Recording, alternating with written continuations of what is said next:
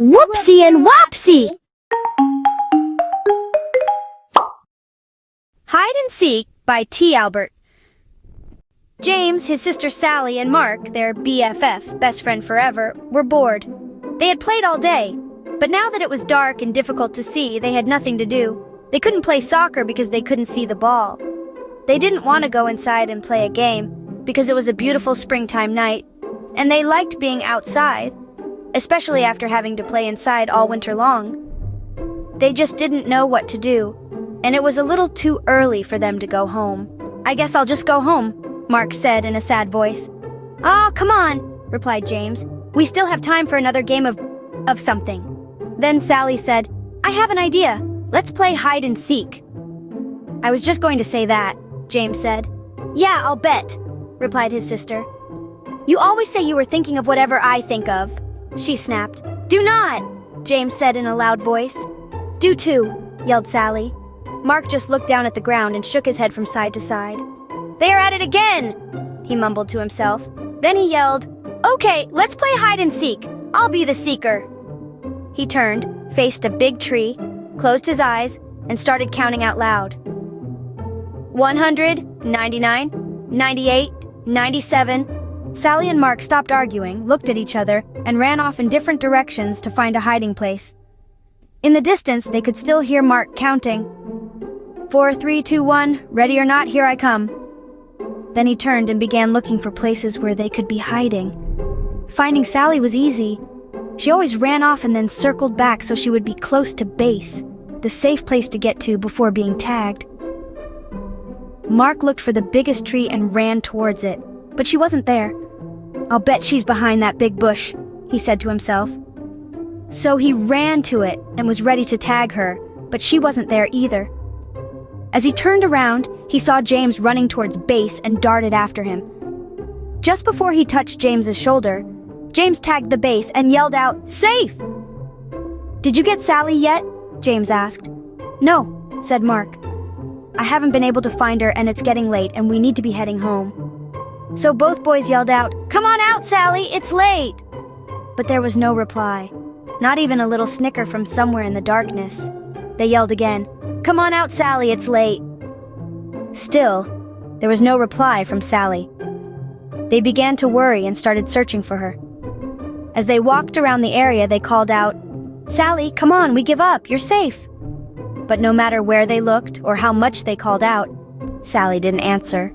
It was as if she disappeared. Sally was wondering what had happened. All she could remember was crawling under the big trunk of a fallen tree to hide. Now, as she looked up, she saw several stars through a small hole above her head. She had fallen into a hole when she crawled under the tree trunk. "Help!" she yelled and heard her voice echo throughout what must have been a cave. "Help! Help! Help! Help!" "Did you hear that, James?" Mark said excitedly. "Sally just yelled for help. Keep yelling, Sally!" James screamed. "That way we can find you." Sally heard her brother and kept screaming. After a short while, the boys were standing next to the big tree trunk. "Hey, are you stuck under this tree?" asked James. "Kind of," Sally yelled. "When I crawled under it to hide, I fell into a cave. Please help me, I'm scared. It's dark and I can't get out." Mark said, "James, you stay with Sally and I will go get my dad." Then he dashed off into the darkness. "Don't be scared," James said. "I'm right here with you." "No, you're not," Sally sobbed. "You're up there and I'm down here." As Sally turned in the darkness of the cave, she bumped into something, screamed, and began to cry. "What's wrong?" James yelled. "There's something down here with me," Sally replied in a shaky voice. Just then, Mark and his dad came running through the woods. Mark's father knelt down and asked Sally if she was okay. Mark's father comforting Sally. He could hear her crying and sobbing. "Sally, are you hurt?" he asked. Mark's father checking Sally for injuries. "No," she said, "but I'm scared and there is something down here with me." Sally pointing to something in the distance. "Stand back, Sally. I am lowering a rope and will be down with you in a second." Mark's dad tied the rope to the tree, found the hole under the tree trunk, wiggled a bit, and lowered himself into the cave. Sally could see him coming down the rope and stopped crying. Not only was he there, but the cave became brighter from the beam of his flashlight as it danced across the cave's floor and walls. As he reached the floor of the cave, he shone the light on Sally and gave her a big hug. "Don't be frightened," he said. "I'll have you out of here in no time." Then he shone the light around and saw that she had fallen into a small cave. And very close to her, in the middle of the cave, was something wrapped in layers of old blankets. "Mark, James, there's something down here. I'm going to tie it to the rope, and I want you to pull it out." "Okay," they replied. The boys pulled out the object, untied it, and let the loose end of the rope fall back into the cave. The cave wasn't deep, and Mark's dad boosted Sally over his head so she could crawl out. He then grabbed the rope, and with a little jump, was able to grab the opening and pull himself out. "Let's go back to my house for a cup of hot tea. I'll call your parents so they aren't worried. And we'll see what treasure Sally found," he said. When they got to Mark's house, they sipped their tea and began unwrapping the treasure. They carefully peeled off layers of old blankets and cloth to reveal a wooden box. They slowly opened it and stared in amazement. "Oh my," Sally said in disbelief. "I don't believe what I am seeing." The boys and Mark's father just stared. Inside the box were jewels of every color you could imagine. There were diamonds, rubies, sapphires, and emeralds of all shapes and sizes.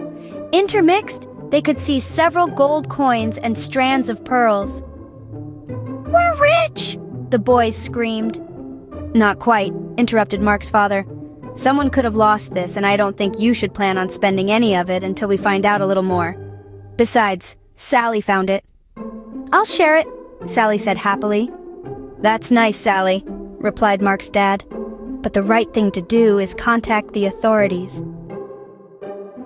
The next day, the four of them and Sally's mother drove to the police station, explained what had happened, and gave the treasure to the police to hold while they conducted their investigation. They left the police station sadly, and even the double-dipped ice cream cones Mark's father bought for them didn't make them smile. They drove back in silence. Several weeks passed with no word from the police. Then one evening, Mark's father called James, Sally, and their parents. "The police just called, and I think you should come over right now," he said. "I'm afraid there is some bad news about the treasure. The police are on their way and will explain everything when you get here." Sally and James didn't say much during the ride to Mark's house. Sally thought that since it was bad news, the treasure belonged to someone else, even though they probably lost it. "Whatever happened to finders keepers?" she mumbled. "What did you say, Sally?" her mother asked.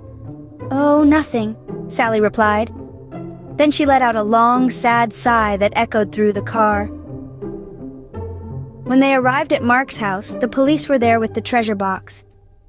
As Sally entered, the captain introduced himself and said, "Sally, this is yours. Your parents need to sign some papers, but the box and its contents are yours." Sally, Mark, and James shrieked with joy and danced around the room. Then Sally said, "What is the bad news?"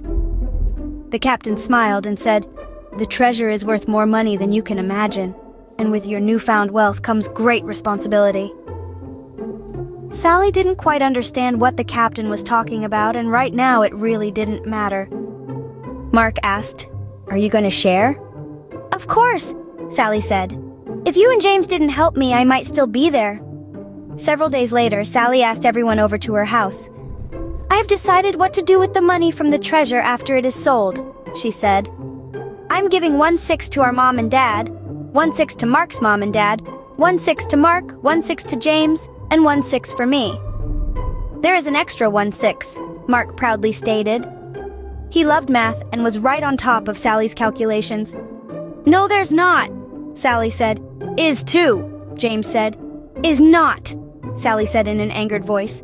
Just as Mark was going to say, "They are at it again," Sally said, "This is why there isn't an extra 1/6. I'm giving it to the local charity, so it can be given to those less fortunate and in need." Her mother and father said it was a caring and responsible thing to do. They were very proud of her and knew that she understood what the captain meant when he had turned the treasure over to her just days before.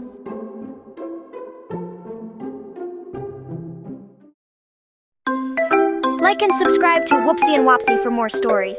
Till the next story, bye-bye!